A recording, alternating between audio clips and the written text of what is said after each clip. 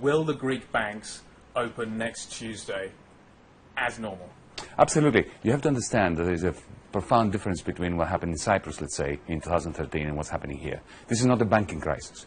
It's not that the banks are the problem. According to the ECB and to the SSM, the banks were perfectly capitalized. There was no problem with them. What is happening is there is a political decision by the Eurogroup to shut the banks down as a way of effectively pushing us to accept a non-viable agreement at the political level. So this is a political crisis. It's got nothing to do with the banks. Once the political crisis is over, after the Greek people deliver their verdict, the banks will open. How will the banks open without a program? How will the ECB extend the ELA without a program? You won't necessarily be in a program on Tuesday morning. You're starting with a blank piece of paper. You have to understand that Europe, since the great financial collapse of 2008, has been making up rules as it's going along. The ESM, QE, everything, the Greek program, the EFSF, all these are last-minute arrangements by which to handle an inevitable crisis that nobody was expecting. And I can assure you that on Monday, if there's a political will, the ECB, on the back of some preliminary agreement by a teleconference of the Eurogroup, can easily increase ELA sufficiently in order to restart the banking system, and we could have an agreement within 24 hours. So the ECB will be making up the rules as it's going along. Is that what you're saying? Well, that's what it does. Okay. It's been doing this for 5 years. Okay. Think back Ireland, 2009. Think everything that has happened, and, you know, the whatever it takes speech. What was that? Was that in any rule book? And you think that the ELA will therefore be increased on Tuesday morning, regardless of the outcome? No, it won't be regardless of the outcome. It will depend on the outcome. That's why we do have a referendum, because it's a crucial contributor to coming to an agreement. The ECB has its rules. Yeah. Of course, it adapts them as it goes along, because it has to. Because nobody ever expected that the ECB would have to play this role since 2010. And what we politicians need to do is to enable Mario Draghi and his governing council to do the right thing by the Eurozone. So it's not regardless of the outcome. So, sorry, I'm confused. So which way, if it's a yes vote or a no vote, will it be okay for the ECB to be able to extend the ELA? Well, yes, but the actual outcome, what we do with this economy, and whether we carry on extending the crisis into the future, pretending that we solved it or not, will depend on the outcome.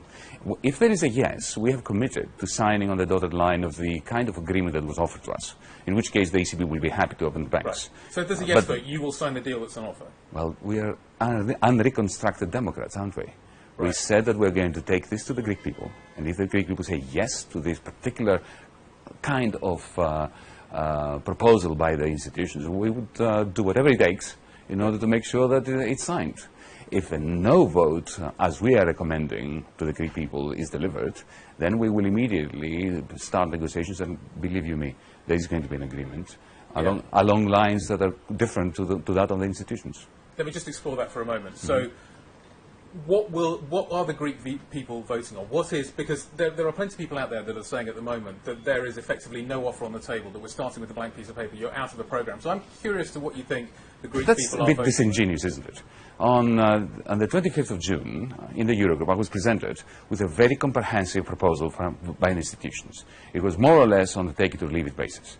And what we said was, for us, just reading it, and I'm sure that any independent observer would agree with this was another extend and pretend. If we were to agree on that, we would be extending the crisis for another few months. Yeah. The banks would be open, but we would have exactly the same situation as we've had in the last 5 months. So what we're saying to the Greek people is, no more extend and pretend. Please back us to say no, not to a deal, but to this deal, which has absolutely no specific funding proposal coming with it, and no debt sustainability analysis that is worth the paper that is written on.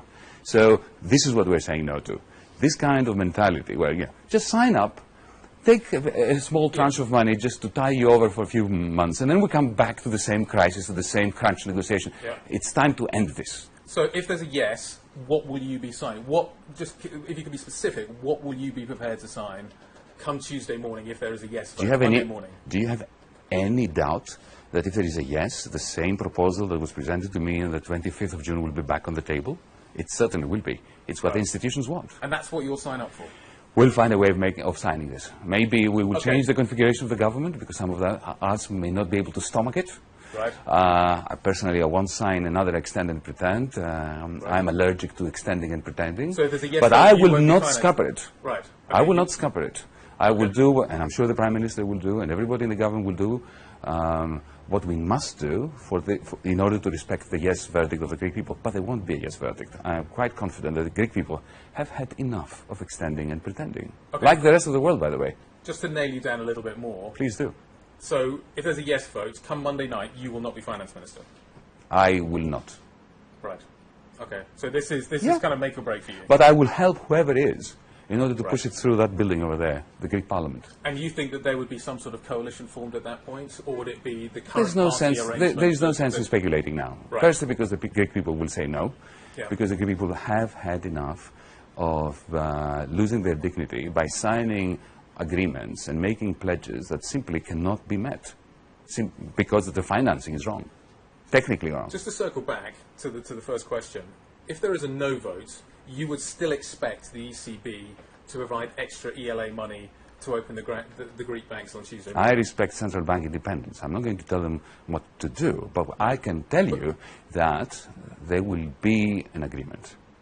And once there is an agreement, the ECB will do what it has to do. I'm just thinking about the timeline here. So Tuesday morning, there's plenty of people out there that are trying to take 60 euros out a day of their banks. They want to know when the banks are going to open.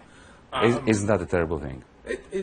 Clearly it is a terrible thing. But isn't it a terrible thing that the Eurogroup chose to close down our banks just in order to deny the Greek people the right to have a say on the institution's proposal? It's a rhetorical question. I appreciate it's a rhetorical question.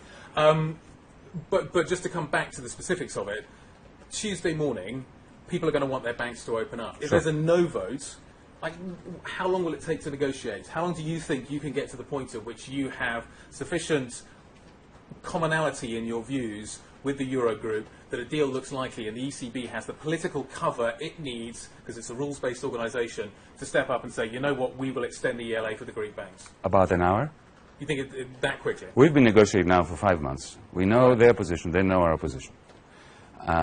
We are ever so close when it comes to the reform package. Extremely close. Just compare and contrast the institution's proposal regarding the SLA, the staff level agreement, which is the fiscal and reform package, and look at ours. They're ever so close. What is not close is the general framework of funding and debt restructuring in which this has to be embedded to make it viable. They wanted us to sign on the dotted line of a non-viable, from a funding perspective, from a debt sustainability perspective, agreement of reforms, and very harsh reforms for us, because we don't consider them to be proper reforms. We consider them to be yet another version of austerity. But we were prepared for the sake of reaching an agreement to sign it. But it has to be made sustainable. Because otherwise, you would be back here. If we agreed to the proposal that was given to us on the 25th of June, you would be back here in October, November, talking about another crunch negotiation. This country has had enough of it. We wanted to have a difficult agreement, a difficult reform package, one that makes us cross many of our red lines as a political party. We were prepared to do this for the sake of Europe and Greece.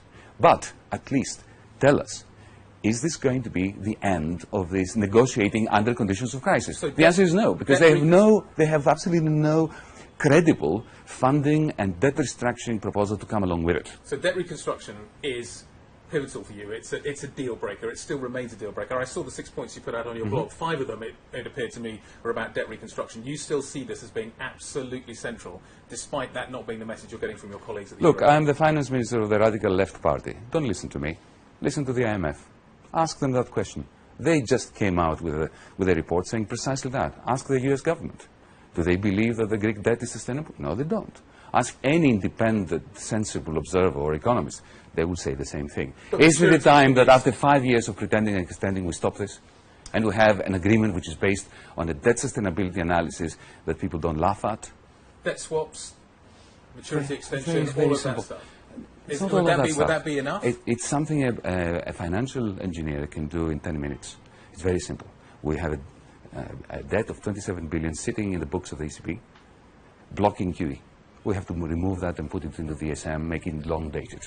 No haircut whatsoever. You take the liability from one pocket of the Troika and you put it somewhere else. And you solve the funding problem for the next 2 years and you unleash QE for Greece.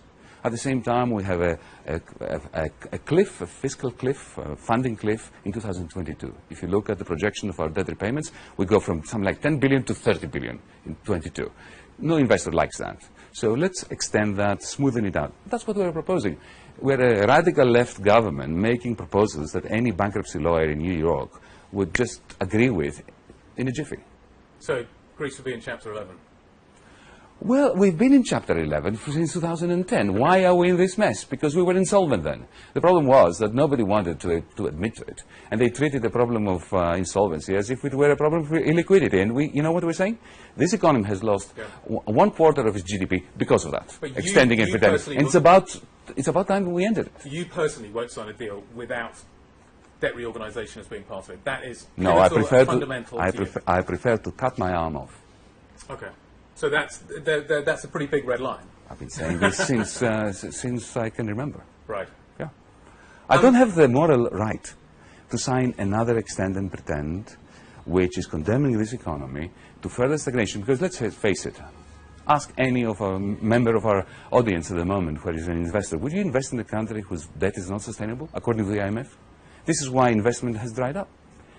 The only investment we've had was speculative money that has come in and out, and no serious investment in productive capacity has been made, naturally. So we want to reform this country, and we're prepared even to accept reforms that are not palatable to us. Yeah. But we want to do it in the context of a debt restructure and an investment program which crowds money in and takes Grexit off the table. The only way to take Grexit off the table is not to get rid of this government. The only way to get Grexit off the table is to get rid of those funding cliffs and the unsustainability of the debt. I spoke to your predecessor about half an hour ago, Mr. Harvelis, and he calls this a fake referendum. And other people I've heard that saying that as well. And the reason they're saying it is maybe you talk about you want to take Grexit off the table. Why don't you therefore ask a very simple question that all of the Greek people can understand, which is, do you want to be a member of the Eurozone regardless of the consequences? And portray it in terms that at least Greek people can understand. That would be a fake question. Why? Let me tell you why. Why is Greece constantly on the brink of collapse and with Grexit in the air? The reason is the extending and pretending. It wasn't the radical left government. We're a product of the failure of these programs. So what I'm saying is this. We really desperately want to stay in the euro. Right. Even if we're critical of the institutional framework of the euro. Once you are inside a monetary union like that, you don't want to get out. It will be catastrophic. So we want to be in it. So the question for the Greek people is, how do you stay in it? Do you stay by further extending and pretending? I believe not.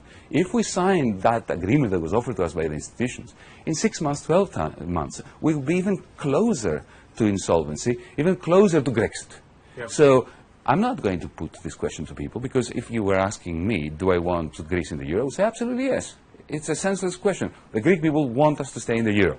The referendum is about how to achieve that. Do we achieve it by accepting and another extending and pretending? I don't think so. Or by rejecting it? I do think so.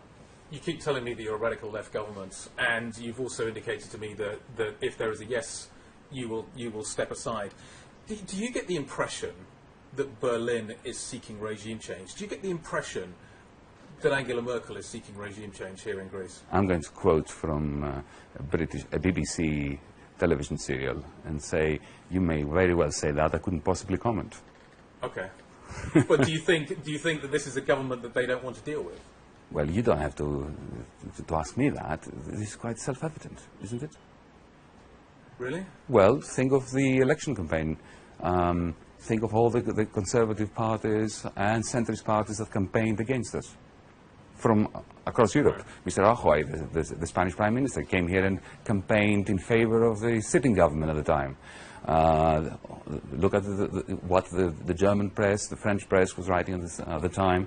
They just didn't like the idea of our government. Not so much because we're left-wing government, because left-right means nothing these days. This is a question of, do we challenge the established logic, which in our view is irrational, that you need to impose the greatest austerity on the most recessionary economy.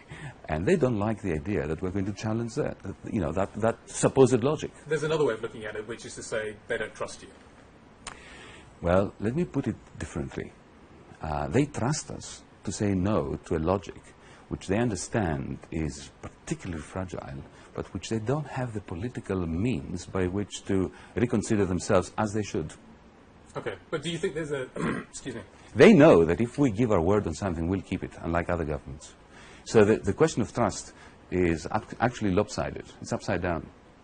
But the sense seems to be that they don't trust you, and that's But certainly that's been not the true. message. I dispute that. Okay. I think they trust us to do what we say we will do. And they can see that with a referendum. They don't like what we're doing, which is to challenge a logic that has failed. Look, nobody likes to be told they were wrong. So imagine now we have the three largest institutions in the world, the IMF, the European Commission, the European Central Bank. They've been imposing upon this country a certain program of reforms, of fiscal policy, which is the greatest failure in economic history in the world. Yep. Right? They don't like to hear that. They want to pretend that it is the reason why we're in trouble is because we were elected and there was a program that was working. It wasn't working. That's why we were elected. Yep. And that it's all the fault of the Greek government. It isn't. It's about time they come clean on their failures. You arrive here every day on your motorbike. Yes, You put your helmet downstairs. indeed. At what point in the day do you go to the ATM and take out your €60 a day? You know what? I haven't done it. My wife and I must be the only Greeks who haven't done it. Well, first, I don't have much time. Secondly, I just feel that it would be inappropriate for me to be queuing up at the ATM. Why? So I've got €5 in my pocket. You're a member of the Greek population. Yes, I could you do play it. by the same rules as I know, everybody else. I know. But Wouldn't it be solidarity? consider this asking me to line up with them. Yeah. It would be in a sense, yes. I'll consider it. Okay, we'll look forward to seeing Okay. you there. But actually, to a fair point, much has been made of the fact that tourists don't have the same rules apply to them. Do you have access to money elsewhere? You haven't been to the ATM yet. You clearly, obviously, have thought this one through. If you don't have a problem with actually accessing cash. Well, let's not personalize this too much. Let's say that my wife and I are living a very frugal life at the moment, simply because we're just too inundated, going from one political meeting to another. But you have skin in the game here. We all do. You feel as much solidarity with the Greek people as any other member of the Greek society. You've got an Australian passport. There are people who are going to say to you, are you actually doing this on good faith? Not only do I have an Australian passport, but I left a job at the University of Texas to be here. But let me say this, the moment I decided to throw my hat in the ring, the political ring, Right. I also decided I'm not going to leave, whatever happens. So I'm going to be in here with the lot of them.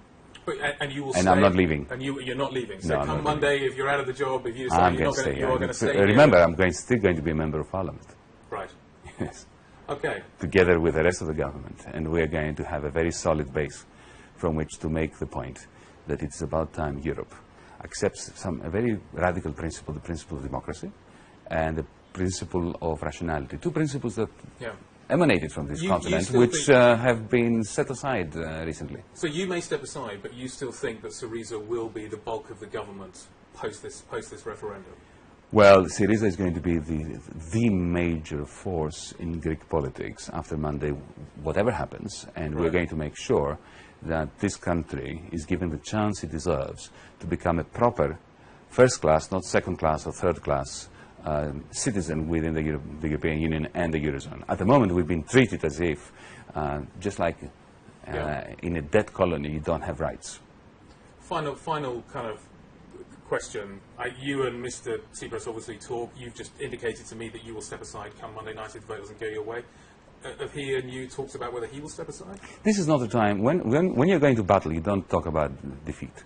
We're going to win on Sunday, and we're going to be here to forge a mutually beneficial agreement with the rest of Europe.